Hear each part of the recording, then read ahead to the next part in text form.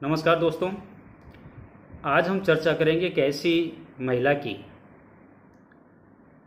जो गुर्जर समुदाय की है, गुर्जर जाति की है, जो किस तरह अपने बलबूते पर पूरे समाज को एक तरफ, पूरे समाज के कानून कायदे रीति रिवाज को एक तरफ करके अनपढ़ गंवार होने के बावजूद किस तरह उनका सामना करती है, उनके रीति रिवाजों का सामना करती है, कैसे उनकी जाति प्रथा का सामना करती है और सामना करके अंत में वो इस दुनिया से विदा हो जाती है। जी हाँ, हम चर्चा कर रहे हैं राघे राघव की कहानी गदल की। गदल एक ऐसा चरित्र है इस कहानी का जिसका पति मर जाता है और पति मरने के कारण वह उसी समुदाय के एक व्यक्ति, मोनी नाम के व्यक्ति से उसका पुनर्विवाह हो जाता है। दोस्तों, कहानी आगे बढ़ती है। गदल का एक देवर होता है डोडी। वह डोडी अपने देवर से विशेष प्रेम लगाव रखती है, स्नेह रखती है, लेकिन एक बात पर वो एक बात कहती है कि जब उसका गोना हुआ था और गोने में जब डोडी अपने भाई के साथ गदल को लेने के लिए उनके ससुराल जाता है तो गदल डोडी को देख करके, उसकी शारीरिक बनावट को देख करके मन में विचार करती है, सोचती है कि इसके सहारे मैं अपनी जिंदगी काट लूंगी। दोस्तों, लेखक के द्वारा ये जो विचार व्यक्त किया गया है, गदल के जो स्वगत कथन है, जो वो मन में सोचती है कि मैं इसके सहारे अपना जीवन व्यतीत कर लूंगी, निश्चित रूप से कहीं न कहीं गदल के मन में डोडी के प्रति स्नेह था, प्रेम था, लगाव था। शादी उसके भाई से होती है, लेकिन उसे लगता है कि जिंदगी में इसको देख देख करके निकाल लूंगी। इसका मतलब कहीं न कहीं एक छिपा हुआ लगाव, छिपा हुआ प्रेम उसके हृदय में था। खैर, उसका डोडी का भाई मर जाता है, गदल का पति, और जब उसका पति मर जाता है तो उसको ये उम्मीद रहती है, वो मन में ये सोचती है कि डोडी उसे स्वीकार कर लेगा। लेकिन सामाजिक प्रतिष्ठा, सामाजिक डर, और चूंकि जब डोडी का भाई मरता है उस समय उसके बच्चे बड़े बड़े हो जाते हैं और उनके बच्चों से डोडी का विशेष लगाव होता है, तो वो मन में ये सोचता है कि अगर मैंने इस तरह का कोई कदम उठाया, क्योंकि डोडी भी इस बात को जानता है कि गदल का उसके प्रति स्नेह है, लेकिन वो डरता है सामाजिक प्रतिष्ठा से, लोगों की के द्वारा कहे गए उल्हाना के से।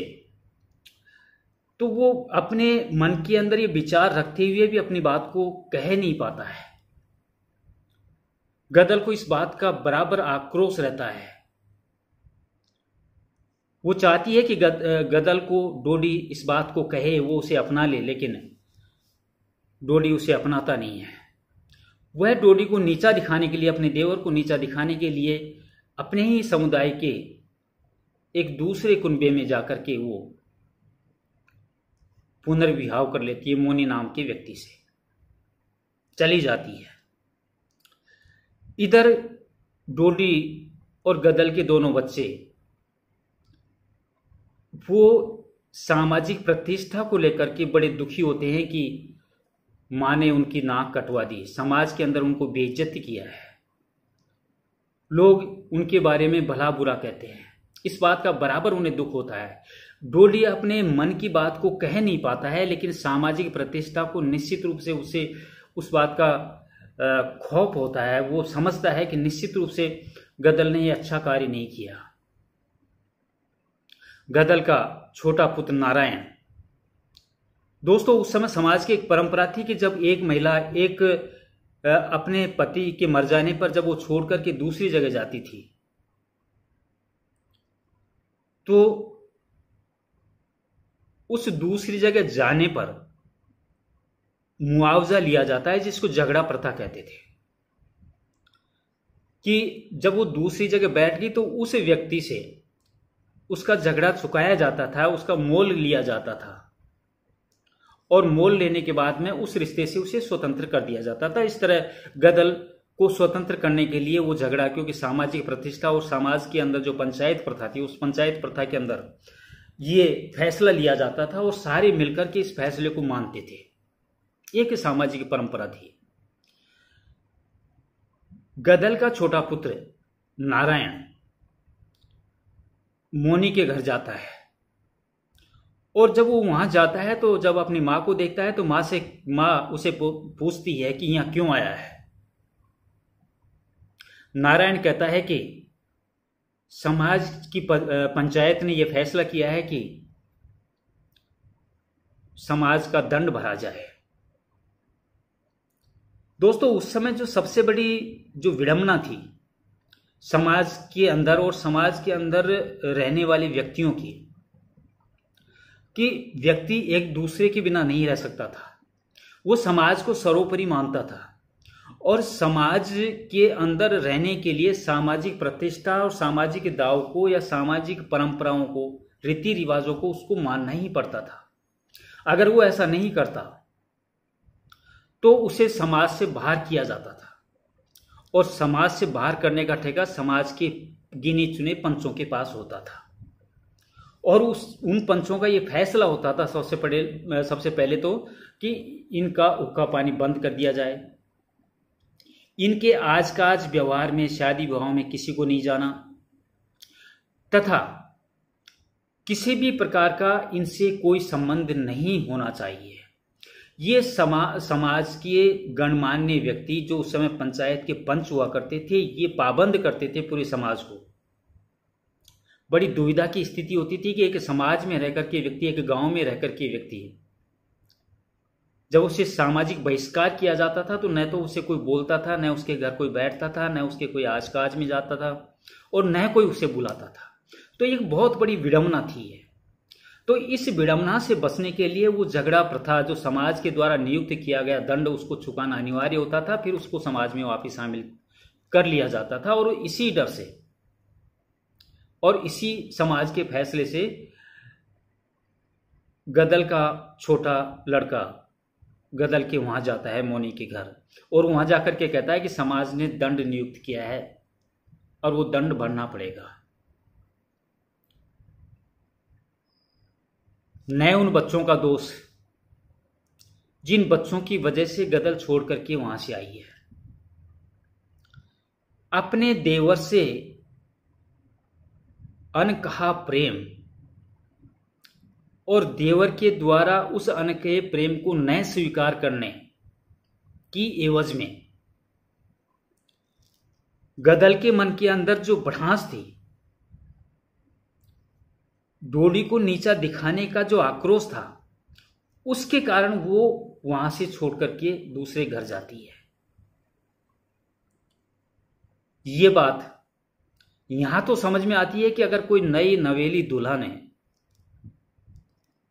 उम्र उसकी 20 साल हो, 25 साल हो, 28 साल हो, अगर उसका पति मर जाता है और वो दूसरे घर जाती है तो ये समझ में आता है कि हो सकता है कि उसकी पूरी जिंदगी पड़ी है और उस पूरी जिंदगी को संभालने के लिए उसे किसी न किसी की सहायता की आवश्यकता होगी और होनी भी चाहिए।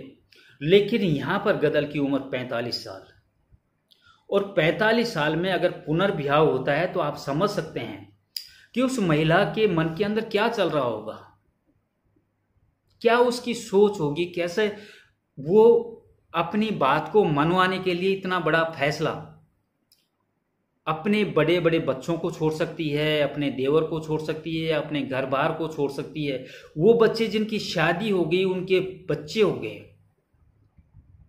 और इन सब को छोड़ करके दूसरे घर में जाती है। उसकी आप संवेदनाएं और मनोभावनाओं को समझ सकते हैं।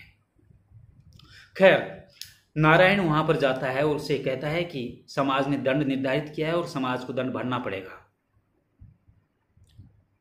गदल के मन में वो आक्रोश तो था ही, वो निकाल करके अपने हाथ के कड़े और गले में पहनने वाली हसली निकाल करके फेंक देती है कि ले जाओ, मुझे इनकी जरूरत नहीं है। नारायण वो लेकर के वापस आता है। मोनी अपने काम से वापस शाम को जब आता है तो उसकी भाभी उसे वो सारा वाकया बताती है और वो कहती है कि चाहे तुमने पुनर्विवाह किया हो, लेकिन ये महिला फिर भी उसी घर की है, तुम्हारी नहीं है। भड़काती है उसके खिलाफ, गदल के खिलाफ मोनी को भड़काती है कि उसका लड़का आया था और उसने निकाल करके ये सामान है जो दे दिया, ये आज भी उनके प्रति वफादार है। मोनी को गुस्सा आता है, लेकिन गदल क्योंकि एक ऐसी समाज की एक ऐसी दृढ़ शक्ति वाली महिला है, वो मोनी को फटकार देती है, अपने पति को फटकार देती है। अगर मैं दबेल में ही रहती, किसी के दबाव में रहती, तो मैं घर छोड़ करके क्यों आती। उम्र में मोनी गदल से छोटा है। वो कहती है कि तुम्हारे जैसे तो मेरे बच्चे हैं, मैं आई हूं मेरी मर्जी से और मैं करूंगी मेरी मर्जी से। दोस्तों, गदल का बड़ा बच्चा दूसरे दिन वहां आता है और अपनी मां को बुरा भला कह करके उसको जबरदस्ती पकड़ करके वापस ले जाता है। अब समस्या दूसरी यहां पर पैदा होती है। एक महिला अपने घर को छोड़कर के दूसरे घर में चली जाती है और दूसरे घर से वापस उसको पहले घर में लाया जाता है, तो उस घर की महिलाएं, पहले घर की महिलाएं, आप समझ रहे होंगे क्या करती हैं। महिलाओं की जैसे कि एक आदत होती है कानाफूसी, कि किस तरह उसको नीचा दिखाने के लिए छोटी छोटी बातों को निशाना बना करके उसके ऊपर व्यंग कसा जाता है। गदल की बहूएं गदल को बुरा भला कहती है, गदल को बुरा लगता है और वो फिर मौका देकर के वहां से चली जाती है, वापिस अपने नए पति मोनी के घर चली जाती है।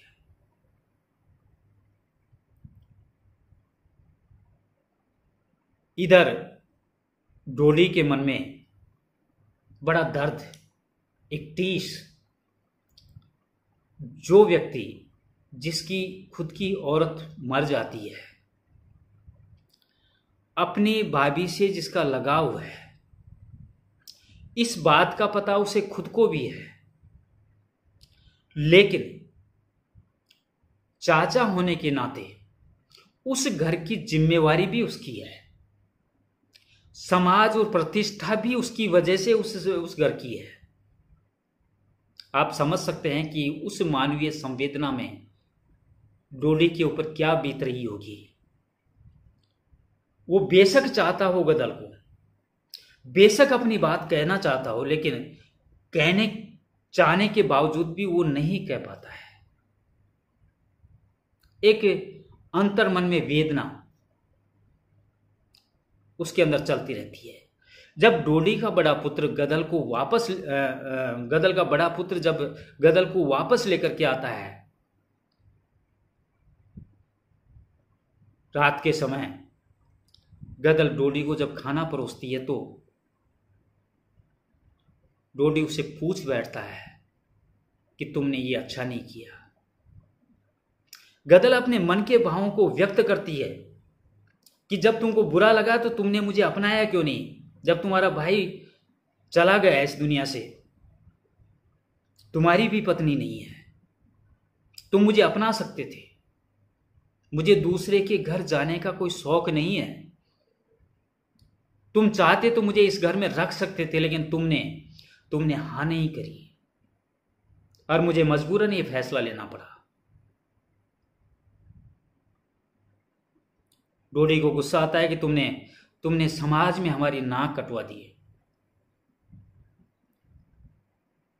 गदल क्योंकि ग्रामीण महिला तो है ही, अनपढ़ भी है, उनकी जो भाषा शैली है वो इतनी कर्कश है कि दूसरे वालों को चुभ जाए। वो इस तरह अपनी भाषा में बात करती है कि डोडी को बुरा लगता है। वो कहता है कि मैं अभी मार बैठूंगा, लेकिन गदल कहती है कि तुम मार नहीं सकते, मैं तो चाहती हूं तुम मारो, क्योंकि अगर तुम मुझे मारोगे तो मुझे ये लगेगा कि तुम तुम मुझसे प्रेम करते हो, अपनत्व की भाव मेरे मन में जागृत होगा, लेकिन तुम ऐसा नहीं करोगे।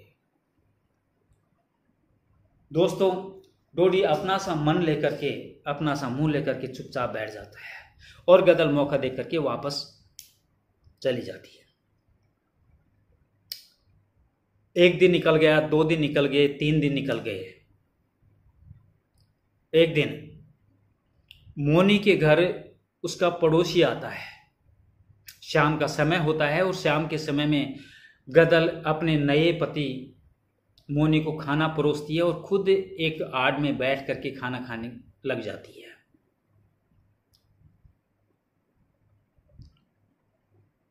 पड़ोसी आता है, वो कहीं किसी जगह जाने के लिए आता है, लेकिन मोनी उसको बुला लेता है हुक्का पीने के लिए, तंबाकू पीने के लिए, और बात ही बात में वो कह देता है कि आपको पता नहीं, शायद आज वो गदल का देवर स्वर्ग सिधार गया। दोस्तों,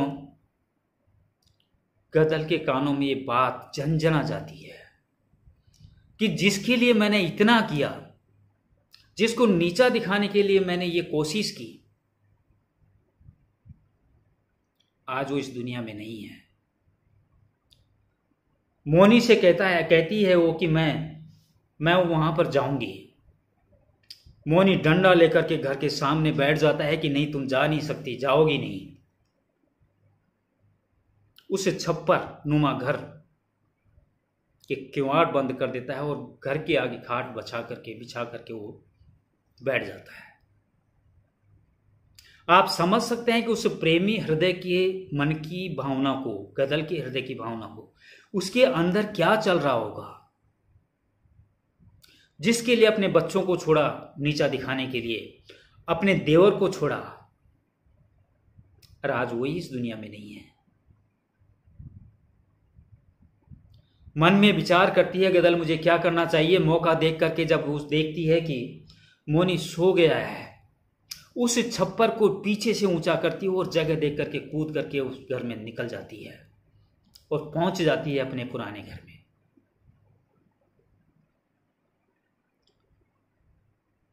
दोस्तों, वहां जाकर के वह कहती है अपने बच्चों की कि इसका खर्च मैं उठाऊंगी, इसका क्रियाक्रम होना चाहिए। बच्चे कहते हैं कि समाज का डर अलग है, लेकिन पुलिस का डर भी और कानून का डर भी है। कानून ने ये तय कर रखा है कि 25 आदमी से ज़्यादा इकट्ठे नहीं होने चाहिए। जैसे कि आज के परिवेश में कोरोना वायरस चल रहा है, ये भी उस समय कोई विडंबना ही रही होगी, कोई कानून रहा होगा इस तरह का कि 25 आदमी से ज़्यादा इकट्ठा नहीं होने चाहिए इस तरह के कार्यक्रम में। गदल अपने बच्चों को फटकारती है कि समाज के डर से मेरे पति का भी तुमने संस्कार ढंग से नहीं किया, उसका भी पूरा खर्चा, उसका भी नुक्ता, जिसको उस जमाने में बोलते थे, आज भी चल रहा है कि पूरे समाज को जिमाना चाहिए था, लेकिन समाज और कानून के डर से तुमने 25 आदमी बुला करके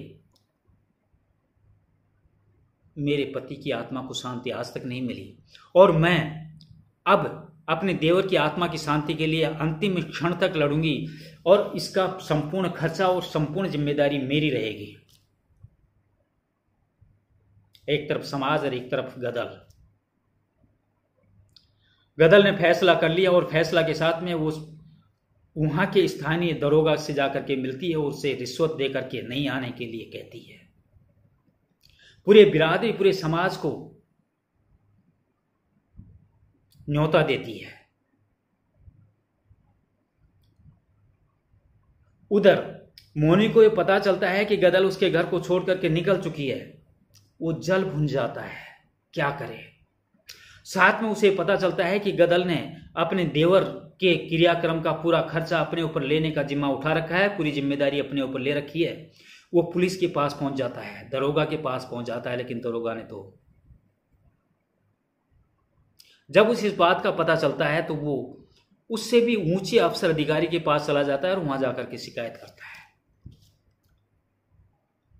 इधर समाज की बिरादरी की पंगत बैठी होती है, उधर बड़ा दरोगा पुलिस बल के साथ में आता है और उसकी सूचना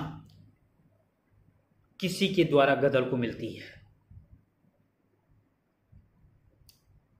गदल कहती है समाज के लोगों से कि तुम चिंता करने की आवश्यकता नहीं है, अंतिम क्षण तक तुम जीवो, मैं देखती हूं। और दोस्तों, जब तक पुलिस आती है, जब तक पुलिस महकमा आता है, जब तक समाज को जिमा दिया जाता है और अंतिम पंक्ति बैठी होती है और गदल को यह पता चलता है कि दरवाजे पर दरोगा पुलिस फोर्स के साथ में आ चुके हैं। इस वक्त मुझे लगता है कि जो स्थिति सामने होने वाली है, डांग के किसी परिवार की एक कहानी रही होगी। वह अपने बच्चों से कहती है कि तुमने डरने की कोई आवश्यकता नहीं, समाज की अंतिम पंक्ति को भी जिमाना है और मुझे बंदूक दे दो, हमारे पास बंदूकों की कमी नहीं है। वो बंदूक उठाती है और छत के ऊपर चली जाती है। वो कहती है तुम्हें परवाह करने की जरूरत नहीं है, जब तक मैं नहीं कहूं जब तक तुम जिमाते रहो। गदल का छोटा बेटा आकर के कहता है कि समाज की अंतिम पंक्ति भी जीम चुकी है। वो कहती है कि उन सबको घर के पिछवाड़े से, पिछले गेट से, दरवाजे से निकाल दो और तुम भी अपने बच्चे और बहू को लेकर के पिछले दरवाजे से निकल जाओ, मैं सामना करती हूं। आप उस महिला की बहादुरी को किस तरह महसूस करोगे?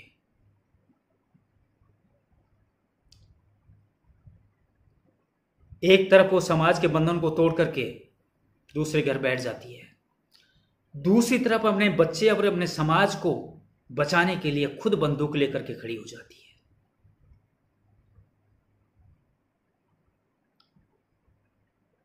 दोस्तों, जब तक समाज का अंतिम व्यक्ति और परिवार का अंतिम व्यक्ति घर के पिछवाड़े से निकल करके नहीं चला जाता, जब तक बंदूक की धाएं धाएं वो चलाती रहती है, गोली चलाती रहती है, मुकाबला करती रहती है। और उधर घर से अंतिम व्यक्ति निकल जाता है और उधर दरोगा की गोली सीधा निशाना बनाती है गदल के सीने को। धड़ाम धड़ाम दो गोली आकर के उसके सीने में लगती है और वो गिर जाती है। जैसे ही गिरती है, दरोगा अपनी फौज को हुक्म देता है कि तुरंत घर के ऊपर कब्जा कर लो। पूरी फौज घर के अंदर आती है तो वहां जाके देखती है कि कोई भी व्यक्ति नहीं है। ऊपर छत पे जाके देखते हैं कि एक महिला,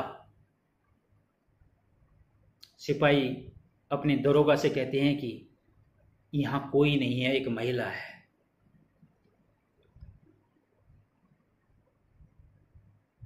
दरोगा उस महिला, उस साहसिक महिला, उस दृढ़ निश्चयी महिला, उस स्नेही महिला, उस वात्सल्यमयी मां और एक प्रेमी हृदय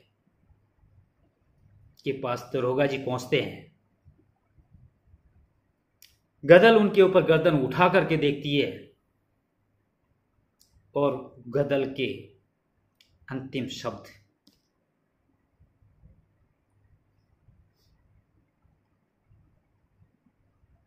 कारज हो गया दरोगा जी, आत्मा को शांति मिल गई। आप समझ सकते हैं, दो वाक्य, कारज हो गया। जिस चीज को गदल चाहती थी जब उसका पति मरा, उस समय भी यही चाहती थी, और आज जब उसका देवर मरा उसने ये चाहा। दरोगा से कहती है कि कारज हो गए दरोगा जी, मेरे मन को शांति मिल गई, और वो इस दुनिया से विदा हो गई। दोस्तों, अब मैं इस भावनाओं और संवेदनाओं के साथ आपको यहीं छोड़ता हूं। सोचिए उस हृदय के बारे में, उस महिला के बारे में, क्या जज्बा रहा होगा उसका। सलाम करने का मन करता है उस महिला का और उस महिला के कैरेक्टर को पैदा करने वाले रागे रागों का। मैं अपनी वाणी को यहीं विराम देता हूं। नमस्कार, बाय।